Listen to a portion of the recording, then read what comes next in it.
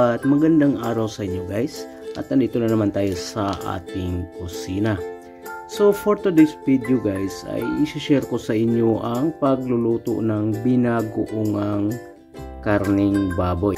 At ito na nga guys, at nakahanda na ang ating mga ricadong gagamitin, pati na rin ang ating main ingredients na limpo ng karning baboy. Sa ating pagpatuloy guys ay ipi-prepare na po natin ang ating ingredients tulad nitong talong. So ang gagawin natin dito ay ipiprito lang natin ito hanggat ma-achieve natin ang slightly brown color nito. At sa pagpiprito pala nito, hindi na natin kailangang patagalin pa dahil lulutuin pa natin ulit ito mamaya sa final na process dito sa ating pagluluto. May ibang option naman tayo dito guys. Kung gusto mong hindi na iprito ang ating talong, pwede naman po. Pwede natin idiretsong ihalo na lang mamaya doon sa paggisa natin sa lahat ng mga ricado. Pero para-paraan lang din po yan. Ang sa akin po ay piniprito ko muna para hindi madaling madurog kapag hinahalo na natin. So ganyang paraan guys ay pagiging intact at full composure pa rin ang niluluto natin na ulam. Sa ating pagpatuloy guys, sa mga bago lang sa ating channel, huwag niyong kalimutang i-subscribe ang ating cooking channel para lagi kayong updated sa ating mga cooking videos. So ito na nga guys, nabaliktad ko na itong ating talong at sa konting panahon na lang ay malapit na po itong hanguin. So pagkatapos niyan ay isi-set aside muna natin at yan, nakikita po ninyo na slightly color brown na po ang appearance nito. So ganyang itsura lang ang ating i-attain at ready na po yung gagamitin mamaya. So ganyan na lang at ginagamitan ko na lang din po ng tissue para po ma-absorb yung extra oil doon sa ating pagluluto at pagpiprito nito. At ayan guys, para wala na po tayong ekstrang hugasan ay yun na rin po ang ginagamit nating kawali doon sa pagsangkot sa nitong ating karning baboy. Ito yung limpo natin. So ayan guys, at ang ating gagawin dito ay papakatasin lang natin ito para lalabas yung mantika at saka yung katas niya. So ganyan lang ang gagawin natin. Paghalu-haluin lang natin at huwag nating hayaan kung didikit doon sa ating kawali. Sa prosesong ito guys ay hahayaan lang nating matuyo ang katas nito at lalabas ang sarili nitong mantika para naman po kabawasan nito sa taba nito. So sa ganyang paraan ay medyo healthy pa rin ang ating paraan sa pagluluto. So sa nakikita ninyo, nagbabawas na po ang katas nito at bagya na pong lumalabas ang mantika.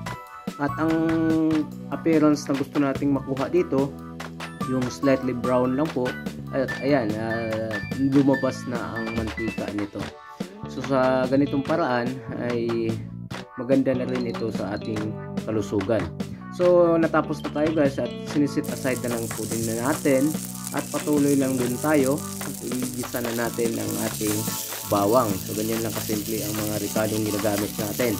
At isusunod din natin mamaya-maya ang sibuyas at kunting luya.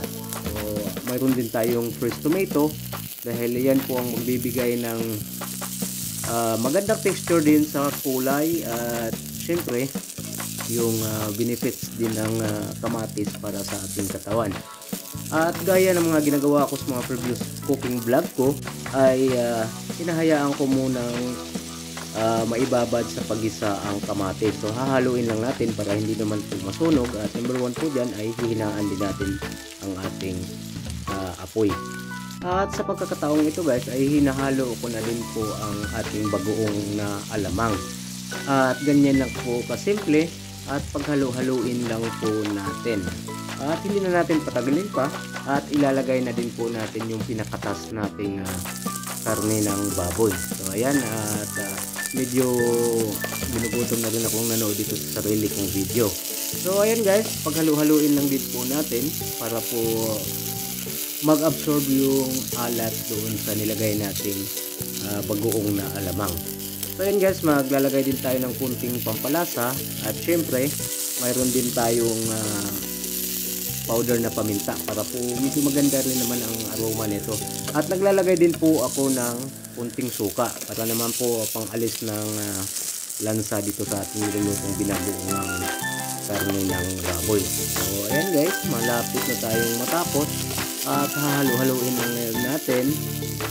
At pwede din tayong maglagay ng kahit kunting tubig, kalahating basong tubig para naman po hindi matuyo ang ating nilulutong binagoong karning baboy.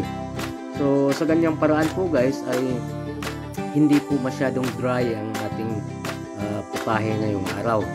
At sa pagkakataong ito, pwede na natin ilagay po ang ating pinipritong talong kanina. So gaya ng sinasabi ko, mas maganda ito na prito natin para hindi po ito madaling madurog.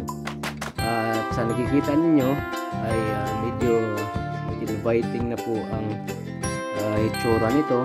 At may mga finishing touches pa rin tayo dito tulad ng siling panigang. Pwede kayong gumamit nito para naman doon sa mga mahilig sa maanghang. At syempre, naglalagay din tayo ng bell pepper o yung tinatawag natin sa atin locally na atsal. So ayan guys, at sa tingin ko ay perfect na to at nag-a-add din tayo ng spring onion kahit konti lang para naman po medyo may freshness din ang dating dito sa ating nilulutong binagoong karning baboy. So ayan guys, tapos na tayo at hopefully enjoy nyo ang ating video at hanggang sa susunod po. At ito ang inyong kaibigan sa kusinang CFW Lutong Pinoy ay nagpapasalamat muli sa inyo.